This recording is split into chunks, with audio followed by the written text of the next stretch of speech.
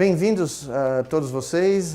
Essa é a primeira edição da TV Rádio Big Bang, a primeira rádio que tem agora a sua TV no YouTube. Para mim é um grande prazer poder criar esse mecanismo de contato direto com aquelas pessoas que realmente se interessam pela mensagem que a ciência, e particularmente o tipo de ciência que eu faço e meus colegas fazem, traz para a humanidade, né? Então esse é um canal que vai trazer a vocês não só notícias e discussões sobre os grandes temas da neurociência moderna, mas também como a ciência pode ser um agente de transformação social num país como o nosso.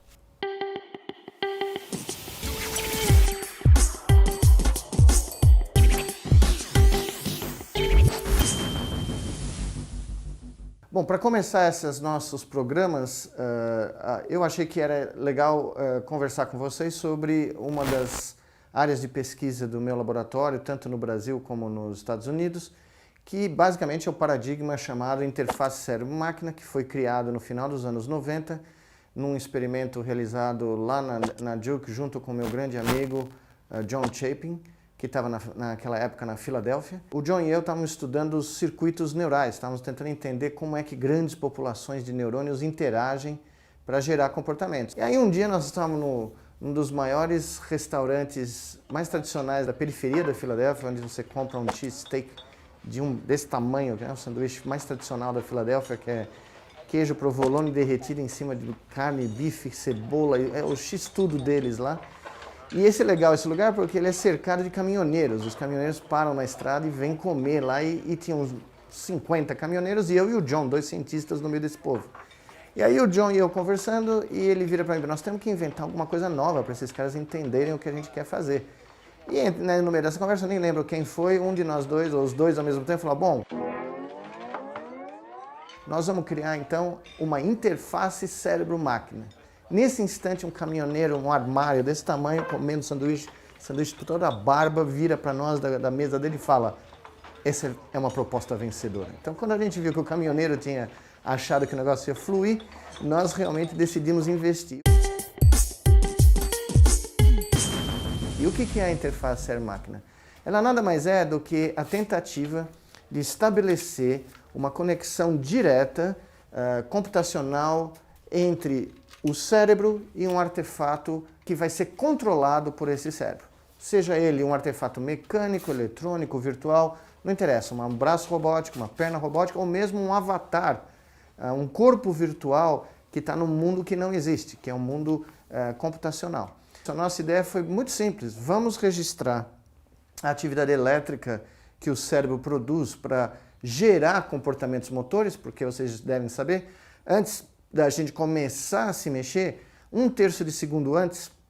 o cérebro cria um programa motor aqui, gera toda a sequência em termos de comandos elétricos que aí são remetidos para a medula espinal e aí chegam nos músculos. Então, nessa janela de tempo de mais ou menos 1/3 de segundo, o John e eu raciocinamos em 1998 que seria possível registrar essa atividade elétrica, matematicamente extrair os comandos motores que estavam presentes nesses neurônios e veja só, um cérebro humano tem 100 bilhões de neurônios, a gente estava registrando 100. Pois bem, registramos 100 neurônios, antes que o animal começasse a se mover, os nossos computadores liam essa atividade elétrica, extraíam a informação, transformavam a informação digital em comandos digitais e remetiam para um robô, um braço robótico. E para nossa surpresa, tanto os nossos ratinhos como os nossos macacos conseguiram basicamente aprender que eles eram capazes de usar essa interface cérebro-máquina para gerar movimentos de um artefato robótico que podia estar do lado deles ou do outro lado do planeta, só pensando. E no que eles faziam isso, no que eles basicamente imaginavam o movimento de um braço, o movimento de uma perna, e um braço robótico, uma perna robótica se movia só com a informação vinda do cérebro,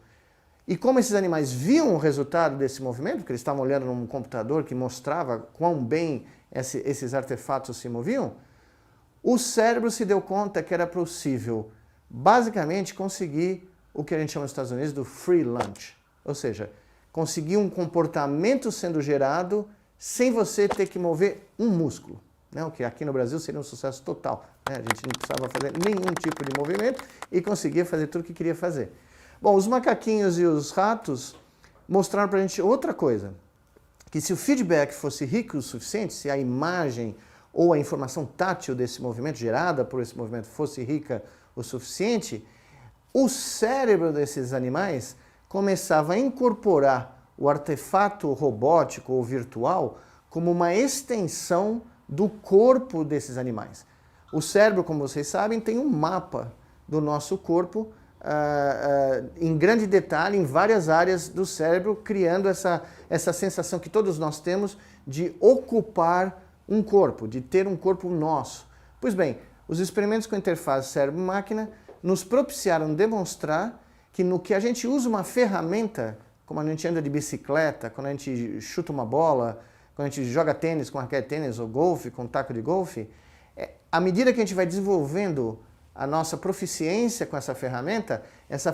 vai sendo assimilada pelo cérebro como uma extensão do nosso corpo, do nosso famoso sense of self. Ou seja, toda a tecnologia que nós criamos passa a ser parte de nós. Não é à toa que todos nós somos hoje absolutamente viciados nos nossos telefones, computadores, iPads. É porque isso,